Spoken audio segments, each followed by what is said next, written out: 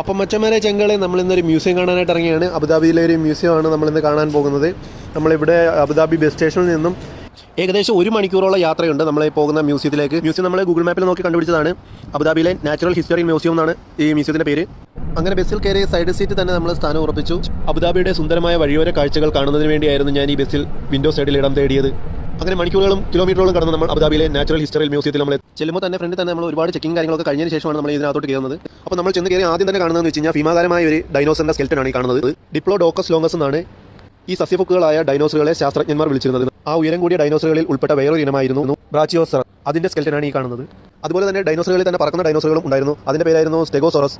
പക്ഷേ അത് നമുക്ക് എടുക്കാൻ സാധിച്ചില്ല. അതിൻ്റെ സ്കെൽറ്റൻ്റെ ഫോട്ടോയും വീഡിയോ നമുക്ക് എടുക്കാനായിട്ട് സാധിച്ചില്ല. അതുപോലെ തന്നെ നമ്മൾ ഈ മ്യൂസിയത്തിലേക്ക് കയറുമ്പോൾ തന്നെ മെസോസോയിക് എന്നൊരു യുഗത്തിലേക്കാണ് നമ്മൾ പ്രവേശിച്ചത്. അതുപോലെ തന്നെ ട്രയാസിക്, ജുറാസിക്, ക്രിയേറ്റേഷ്യസ് എന്നീ 3 കാലഘട്ടങ്ങളിലൂടെയുള്ള കാഴ്ചകളാണ് നമ്മൾ ഈ കാണുന്നത്. അതായത് 252 ദശലക്ഷം വർഷങ്ങൾക്ക് മുൻപ് നടന്ന കാര്യങ്ങളുടെ ഫോസിലുകളാണ് നമ്മൾ ഇതിനകത്തൂടെ കാണുന്നത്. മൊത്തം ആ കാലഘട്ടങ്ങളിൽ ജീവിച്ചിരുന്ന മാംസഭോജികളും നരഭോജികളുമായ ഡൈനോസറുകളായിരുന്നു ടിറെക്സ് എന്ന വംശത്തിൽപ്പെട്ടത്. നരഭോജികളായിട്ടുള്ള ഈ ഡൈനോസറുകൾ പ്രധാനമായും സ്റ്റെഗോസോറസ്, സൗരോപോഡ്സ് എന്നീ ഡൈനോസറുകളെയായിരുന്നു വേട്ടയാടി ഭക്ഷിച്ചിരുന്നത്. അതിൻ്റെ ഒരു യാഥാർത്ഥ്യം നമുക്ക് മനസ്സിലാക്കി തരുന്നതിന് വേണ്ടി കൂടിയാണ് ഈ സ്കെൽറ്റൻ ഇങ്ങനെ അറേഞ്ച് ചെയ്ത് വെച്ചിരിക്കുന്നത്. പുരാവസ്തു ഗവേഷണങ്ങളിൽ കണ്ടതിൽ വെച്ച് തന്നെ ഏറ്റവും വലിയ ഷാർക്കിൻ്റെ ഫോസിലുകളാണ് ഈ കാണുന്നത്. ഒറിജിനൽ ആനിമൽസിനെ പോലെയുള്ള ഉള്ളിൽ ജീവൻ തുടിക്കുന്ന ഒട്ടനേകം സ്റ്റാച്യൂസ് നമുക്കിവിടെ കാണാൻ സാധിക്കുന്നുണ്ടായിരുന്നു.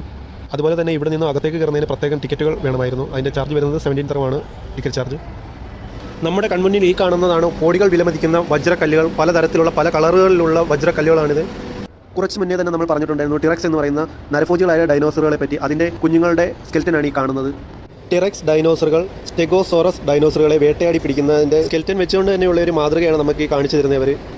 അതുപോലെ തന്നെ എൻ്റെ ഊഹം ശരിയാണെന്നുണ്ടെങ്കിൽ അത് കഴിഞ്ഞുള്ള കാലഘട്ടങ്ങളിലുള്ള ആനകളുടെയും മാമത്തുകളുടെയും സ്കെൽറ്റനുകളും അതേപോലെ തന്നെ ഫോസിലുകളുമാണ് ഈ കണ്ടെത്തിയിട്ടുള്ളതെന്ന് തോന്നുന്നു. പ്രാചീന യുഗങ്ങൾ തൊട്ടേയുള്ള എല്ലാ ജീവജാലങ്ങളുടെയും ഒരു സമുച്ചയം തന്നെയാണ് ഈ മ്യൂസിയത്തിൽ എല്ലാം കൂടി ഒത്തൊരുമിച്ച് ഉൾക്കൊള്ളിച്ചു വെച്ചിരിക്കുന്നത്.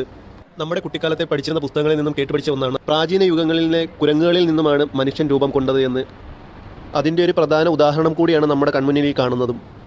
അടുത്ത പാർട്ടിലേക്ക് കയറിയപ്പോഴേക്കും നമ്മുടെ കണ്ണ് അമ്പരിപ്പിക്കുന്ന കാഴ്ചകളായിരുന്നു നമുക്കവിടെ കാണാൻ സാധിച്ചിരുന്നത്. കാര്യമെന്ന് വെച്ച് കഴിഞ്ഞാൽ ഒരു ഫോറസ്റ്റിനുള്ളിൽ കാണുന്ന എല്ലാ വന്യമൃഗങ്ങളെയും കൂടി ഒത്തൊരുമിച്ച് അതിൻ്റെ നടുവിലൂടെയാണ് നമ്മൾ നടന്നു പോകുന്നത് എന്നൊരു ഉള്ളിലൊരു ഫീലിംഗ് ആണ് നമുക്ക് അവിടെ നിന്നും കിട്ടുന്നത്. അതുപോലെ തന്നെ ബഹിരാകാശ